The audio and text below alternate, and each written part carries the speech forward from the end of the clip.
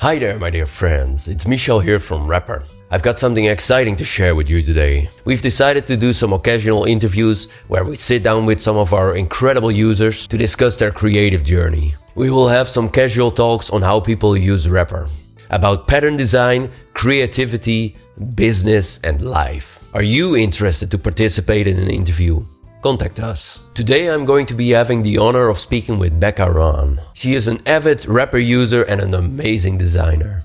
She teaches embroidery, handcrafts, technology, fabric design, and artist business skills. She also made a SkillShare tutorial about Rapper. I did a tutorial myself a few days ago, and even though I have been working for Rapper for roughly 2 years, I got tons of inspiration by doing this tutorial. I definitely recommend you to check it out. A link will be in the description. Today, me and Becka will be discussing about her background, how she got into her creative profession. We will be discussing her creative process and have a look at some of her most favorite work. We will also be discussing how she uses Rapper and ask her for some nice design tips. I will also be asking her opinion on how she sees the future of pattern design. Without further ado, let's jump straight into the interview.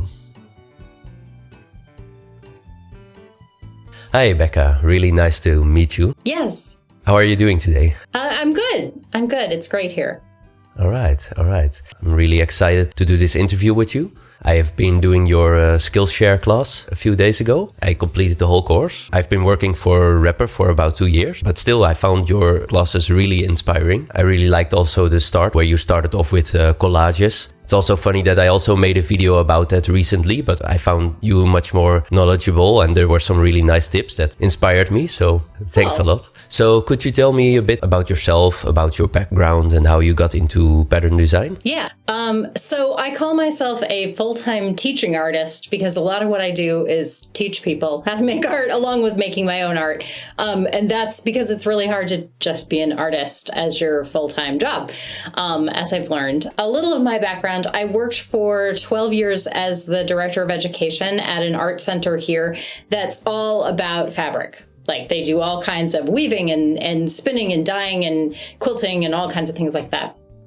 And so I've always been a fabric person, and I really I got started doing pattern design. I was making clothing, garments at that time. That was like my art form. And I really was frustrated with going to the fabric store and then using somebody else's art to put in my pieces. And so I had started making block prints. So I was doing carved blocks and I was printing fabric and doing repeating patterns by hand, which is crazy labor intensive. And then somebody told me about Spoonflower, who prints fabric. And I was like, oh, I got to learn how to do that. Printing it will be way, way more fun, than doing this all printing by hand. So it was kind of like Spoonflower that led me into being excited about fabric design, pattern design. Most of what I do goes on to fabric in some form. So that's kind of the motivation there is what I love doing. Awesome. And how would you describe your visual style? I use a lot of color. I think that's something that I hear from people is that I am not afraid of color. And I have a really hard time doing things that are very neutral. So I've learned quickly that I'm not the kind of designer that likes to do things for home decor, because it's a little too much for that. So it's colorful. I really love to do kind of novelty prints. I rarely ever do anything with florals because I feel like there are so many flower designs out there that I just don't need to add to that. So I make designs with things like trash cans and toads, and I just did one of toucans this last week. So I like things that are a little more unusual, a little more out there. The other word I love to talk about my style is sort of narrative. Everything has a story. I never sit down and just say, oh, I'm just going to design a, whatever it is, print. There's always some reason behind it. And so I can tell people when I'm talking about my work, oh yeah, this was inspired by, the toads design was because my sister had toads on her patio and sent me a picture of it. So That's interesting. Actually, I've never worked like that for pattern design. Yeah, so it's very inspiring. So you always start with a story in mind and then begin designing after that? Yeah, how do I pretty see much. it? Yeah. Like, I'm always kind of looking for things that will inspire a design. And I think because I make a lot of designs that I print on fabric and then I make things that I sell, this is, part of supporting myself. I'm always looking for some little connection with people that will get excited about it. Like, I have a design of penguins, and for me it was fun because they're made, the bellies of the penguins are made from security envelopes, which is like the envelopes with the black and white patterns on the inside of them. There are dozens of different pattern designs, so I use those all the time in my work. And somebody came up to me at a show, saw the penguins, and were like, "Oh my gosh, my daughter and I just went to a trip, and we went to Antarctica, and like there's that connection." And so instantly they want to have that pattern. And so for me, everything having a story is such an awesome way to connect with people and draw them into my work and have a conversation about it. Awesome. Could you tell me a bit more about your creative process? Yeah, I'm sort of chaotic.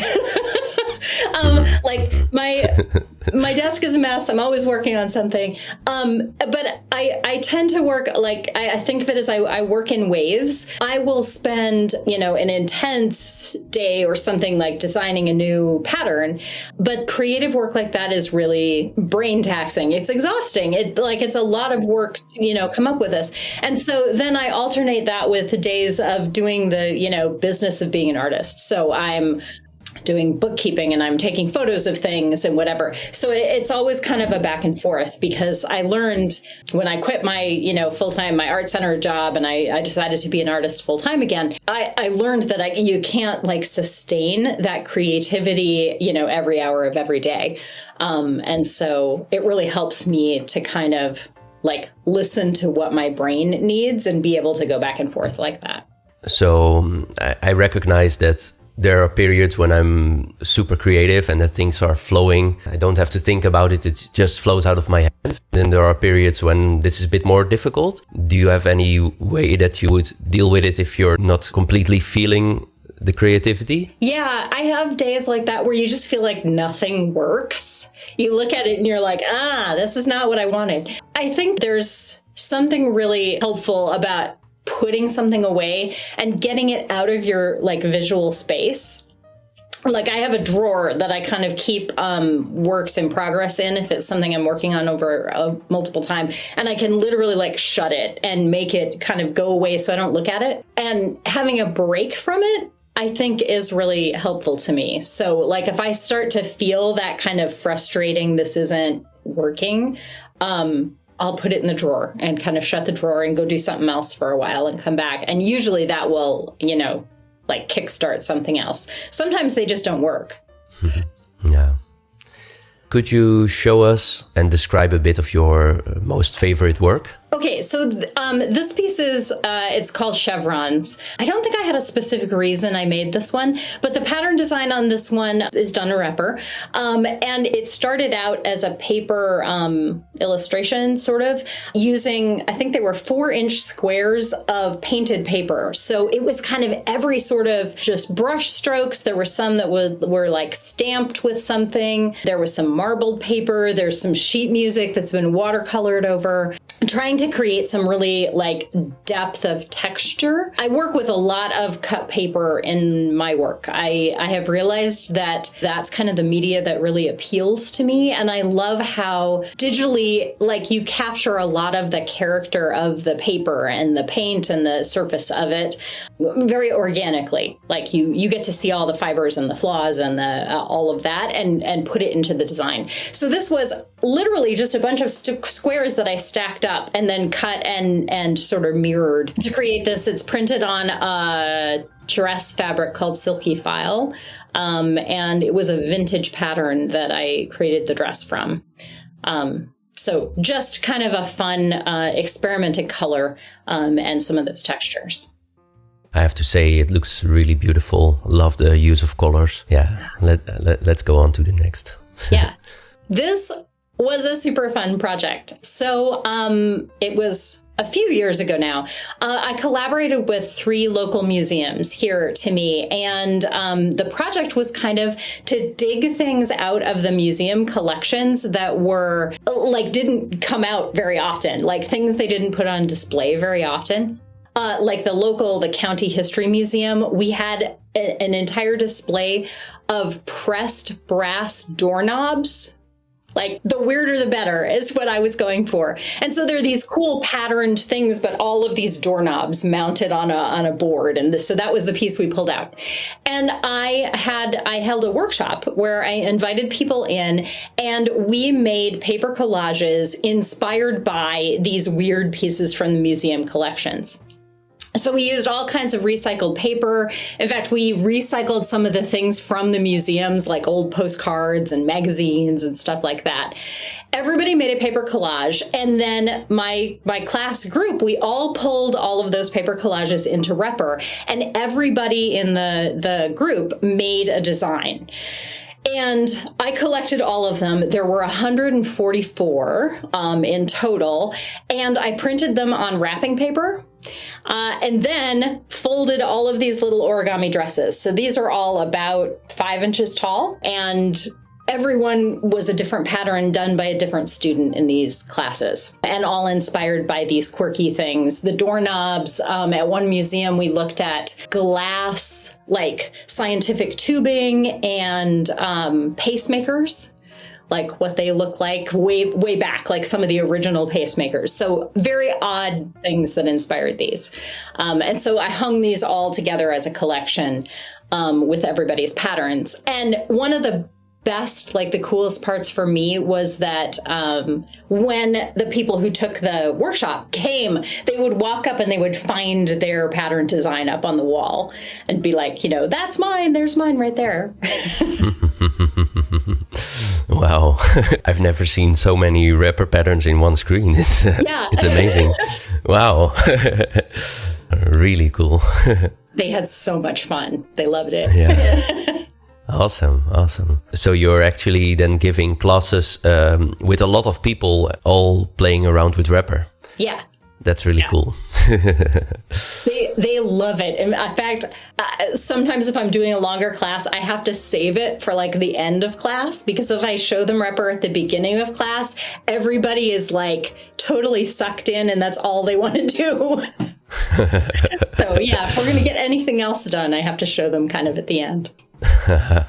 Wow. All right, on to the next. So this is a non-pattern, but it's another example of sort of the ways I use pattern making in my work. So this is entirely paper, which is a different kind of thing. But I loved this piece because it reminded me of a lot of Repr patterns. It's actually hand embroidered paper with little sequins in it, and there's a toad on the front of it. Which is just fun and whimsical. But this is, I've done a lot of exploring different ways to use patterns. And one of my favorite things with books is that I can create a cover, but the end papers for handmade books are like an ideal thing for Repr patterns. And I often will like scan the outside cover of the book and then use that to create the inside lining pages for the inside of the cover. Really awesome. Yeah. This one's all full of frog and toad puns on every page.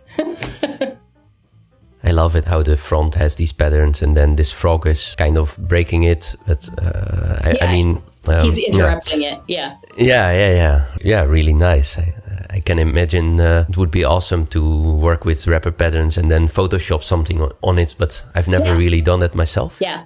Nice and inspiring. Okay, next one. Speaking of photoshopping something on top of it, that's exactly what happened in this one. So this is another dress. The background, kind of the tile pattern you can see is a Repr pattern, again done from a paper collage. And this one, I was on a committee that did a fundraiser for the Minnesota Orchestra. And the theme of it was the Silk Road. And so on the bottom of this, I created a border print with dragons. that kind of went with the theme.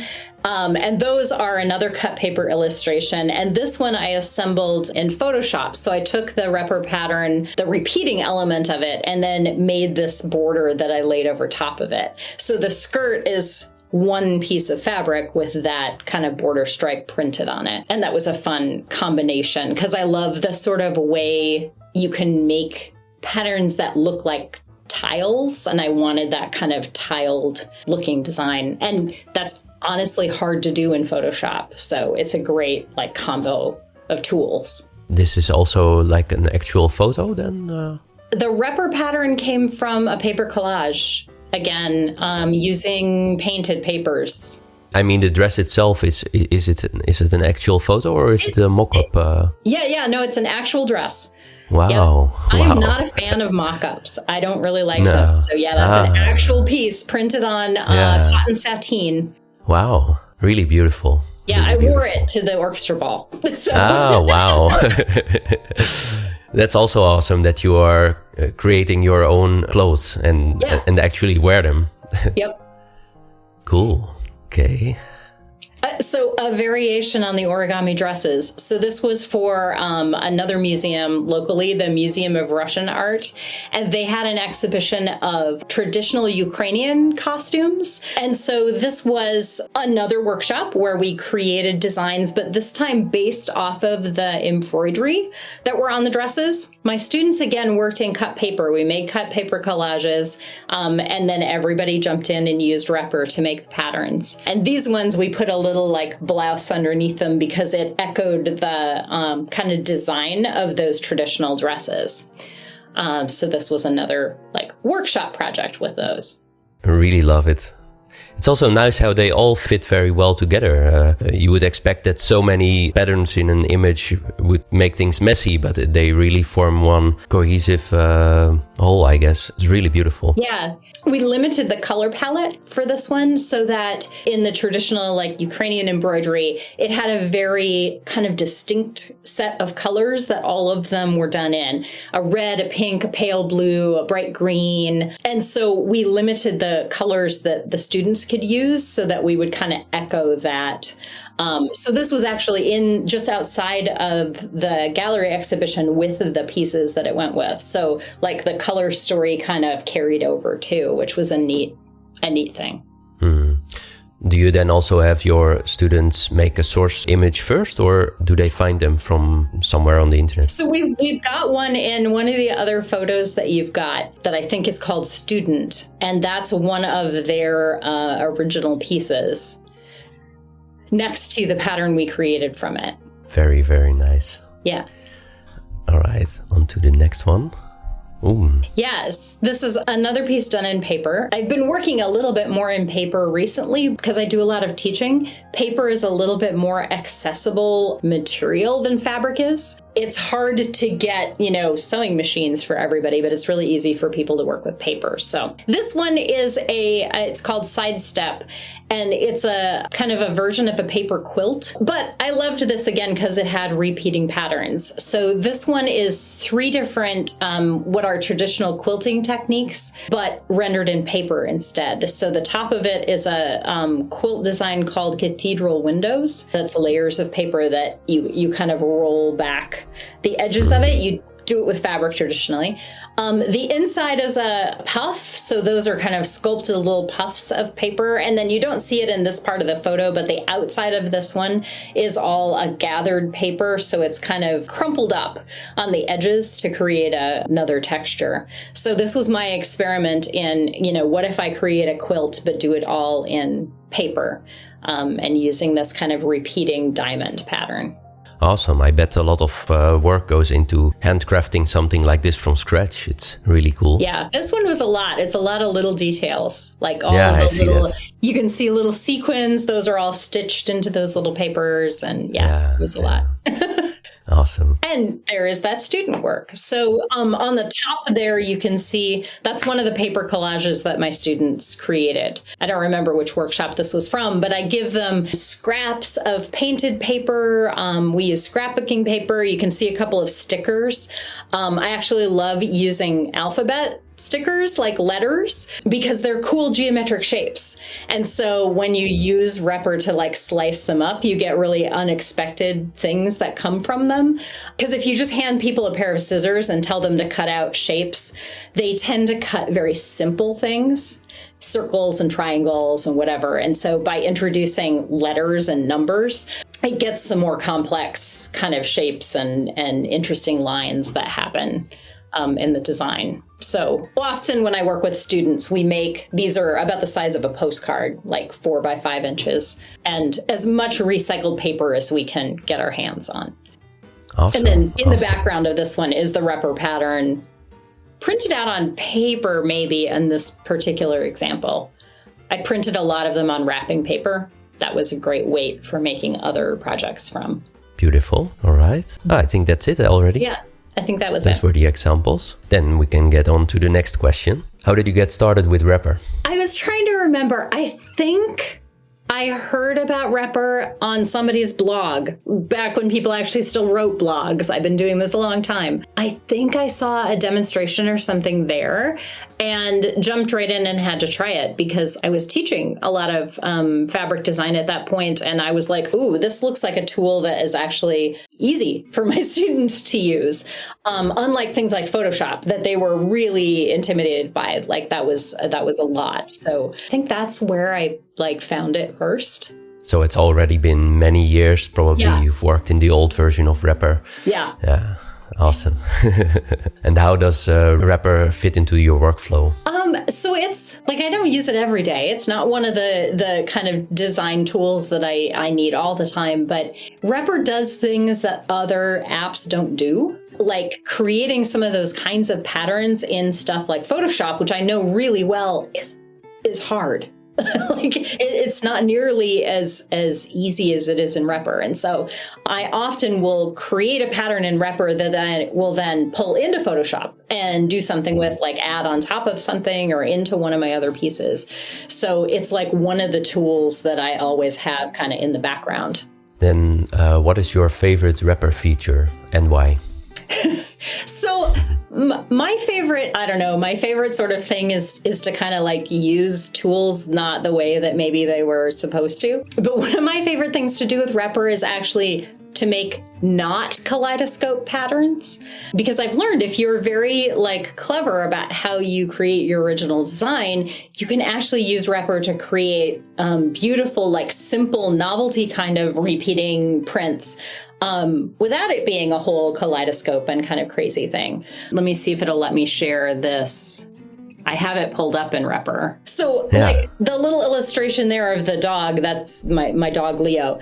Like you can use one of the kaleidoscope tools and make, all these cool things. But if I actually go into one of the seamed patterns, like zigzag, if I select all of Leo here, I suddenly have this awesome print that's just this little novelty print of the dog, going both directions.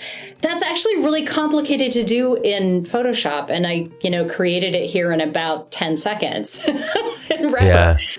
So I love using it, to create patterns you don't kind of expect this way, that it's a really fast way to make some, cool, simple repeats also. And it's easy to get different variations within the press of a few buttons.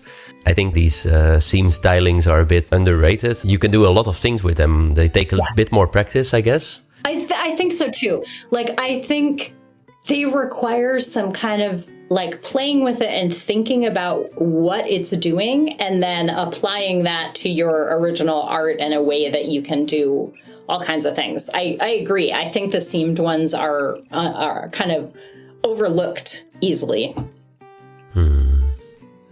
So what is your number one tip for someone who is getting started with Repr?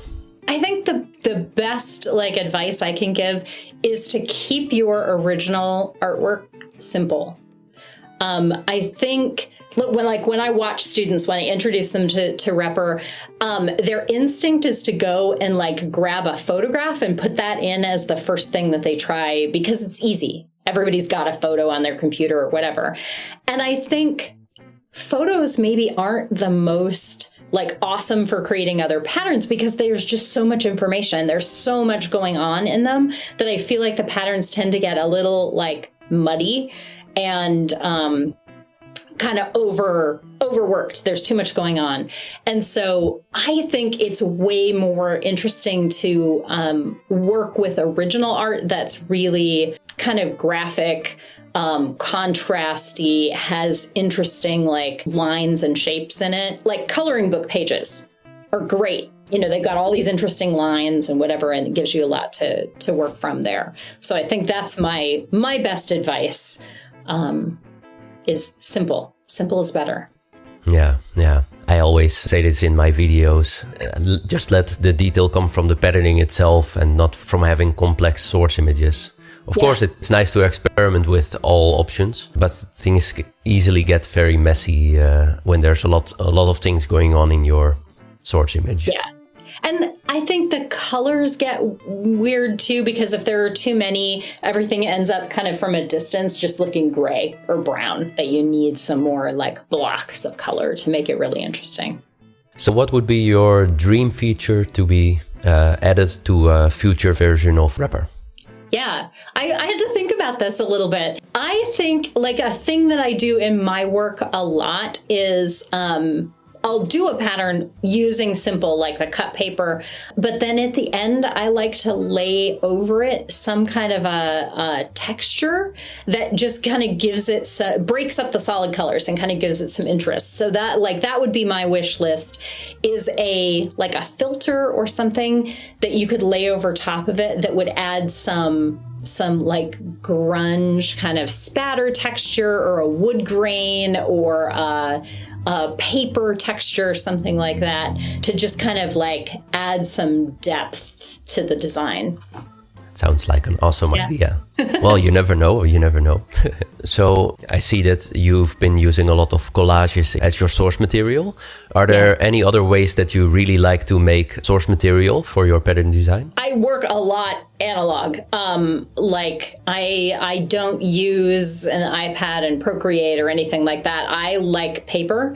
So yeah, I've done a lot, like I said, coloring books, like the idea of a black line with some color in it, I think is a great starting point for patterns. I've played with all kinds of like other art I've made and pulled it in to experiment with, but I don't know.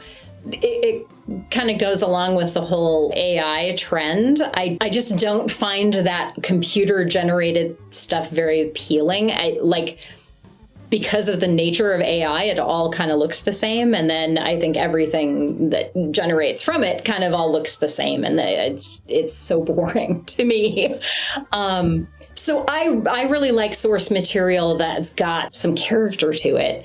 Like things on paper, on canvas, painted, whatever it is. Yeah, I have to agree that I think you can make nice things with digital art or AI, but it's infinitely more satisfying when you actually sit down, draw something, take full control over the whole process and completely make your own thing from scratch. Just also feels nicer. Well, and it goes back to like my whole start in even wanting to pattern design, that I didn't want to use somebody else's fabric. It's the same thing. Like I don't want to use somebody else's art to make my art. So like source materials from other people just feels super inauthentic to me. Yeah, I have to agree. So when and how did you get into your creative profession? So I got into sort of art as a full-time job sort of accidentally. So my degree is in elementary and middle school education. I was going to be a teacher. But here, your teaching certificate, your licensure doesn't necessarily translate from state to state. And so we moved from Colorado to Minnesota and my teaching certificate wasn't good. And so I was a little bit like, now what do I do? And I got hooked up with an art center who were looking for teachers to go in to schools and do like residencies. So we'd bring in a weaving loom and do a residency with the kids weaving. And so that kind of pulled me more into art. I didn't I wasn't intending to sort of be an artist as a full-time thing, but I was good at it and I'd done a lot of it. And so I was like, oh, well, okay, I can do that. I'll jump in.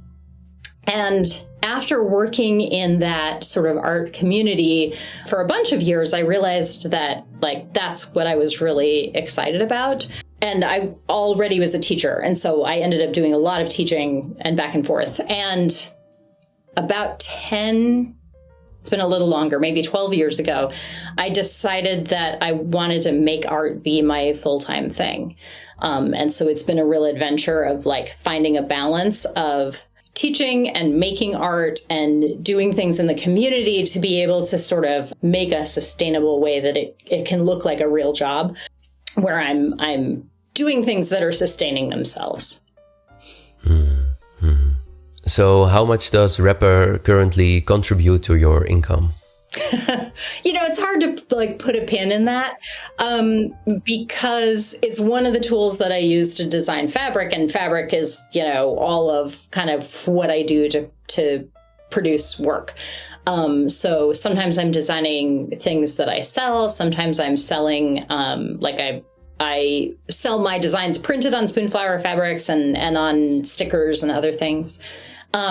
So Rapper is one of those suite of tools that I use nearly every day. It's one of those that I create designs using that a little bit, in everything almost. So you mentioned that you got into actually making art your profession accidentally, and that you were first starting out teaching. But have you always been doing creative things, hobby-wise, in your youth? Absolutely. My parents tell stories about me. My dad's an architect, and they built the house I grew up in. My mom and dad did a lot of the work on it. And they tell stories about me following my dad around with a straight edge and a pencil and, making marks on the wall like he was doing, copying him when I was 2 years old. So I didn't know what I was doing, but I was copying what he did. But yeah, every kind of creative thing. I don't know why it didn't occur to me that I wanted to make art when I grew up. But I sewed and did embroidery. I learned how to knit when I was 11.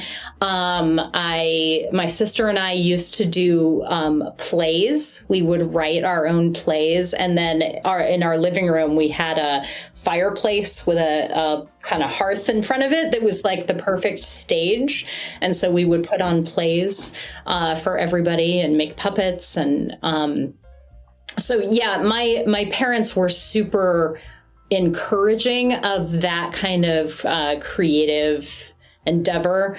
My mom's also a teacher.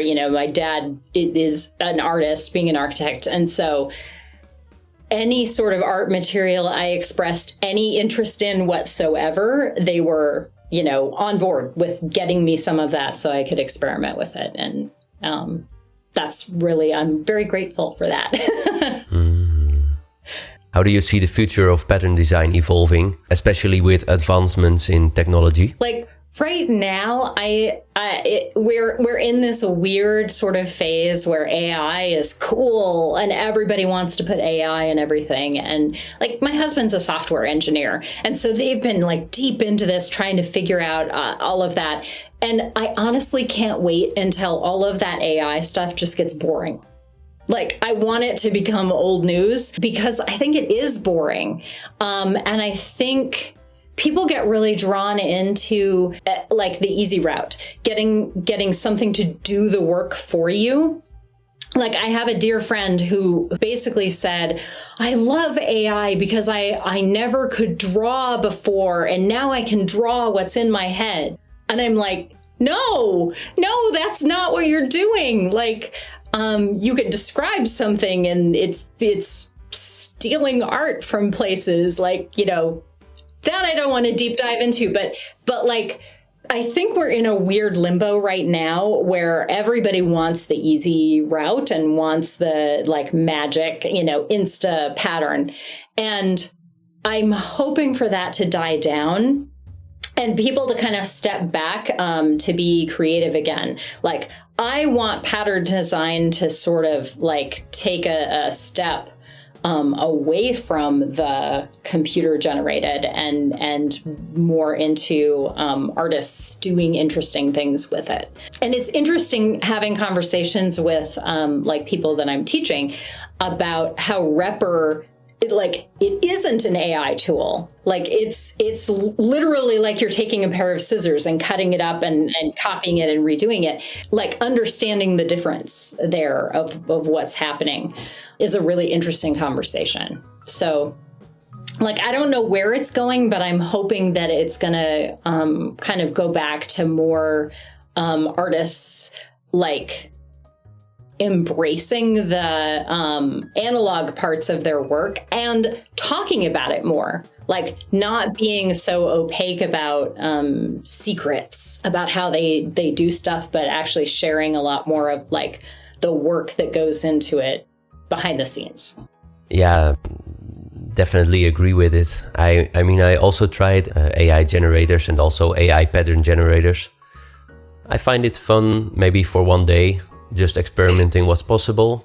Yes. But eventually really doing the work, really making your own thing. Yeah, as I said before, it just feels better. It feels like I am the creator, that it's really me doing it and not some machine that is creating it for me. I did the same thing. Like I had to understand like what it was doing. And so I spent about a day like playing with it. And I was like, oh, that's fun. It's kind of novel. And I'm like, never again. Like I'm done with that. Yeah. Yeah, I agree. Are there any other topics or things that you would like to discuss? We talked a little bit at the beginning. I have a SkillShare class that kind of features Repper, and using it for making book covers is a project I put into class because I think for me, like being able, again, to create your own patterned paper instead of just going and buying a patterned paper and making a cover is really, really fun. I'm thinking about another, like a more advanced class, talking about some of those things we talked about, like the ways to use some of those seamed patterns, like the unexpected things you can do with Repper. So that one's kind of like working in the back of my head, coming up with whatever that new class is. I guess we didn't really talk about this, but I love teaching with Repper because it's such an easy first step for people. Like Photoshop is super intimidating when you jump in and it's hard to learn. And if you're not a very comfortable computer kind of person, it's hard. There's a lot to kind of get going in. And Repper, like you can jump right in and have a successful pattern pretty much instantly. And I think that it helps people like be able to have some success right away and get some confidence in designing. And then they feel a little more comfortable, like being able to explore different things and try out different stuff. So it's my favorite tool to kind of introduce people to pattern design, because creating seamless patterns is hard. Like there's a lot of classes out there that are like, oh, we'll teach you how to do it. And it's not easy. Like it really is hard. It's a lot of work and it's a lot of zooming in and little pixels and stuff like that. So I think Repper makes that a lot more approachable. And when you're teaching, success is important. You know, to be able to get something at the end of a 3-hour class is pretty amazing. Yeah, I would really love it if you would make another Skillshare class. I really enjoyed doing your class. I also remember the last part where you were explaining about making that booklet, and I'm definitely still going to do it. Yeah, good. Yeah, I look forward to doing that. It was really lovely talking to you, Becka.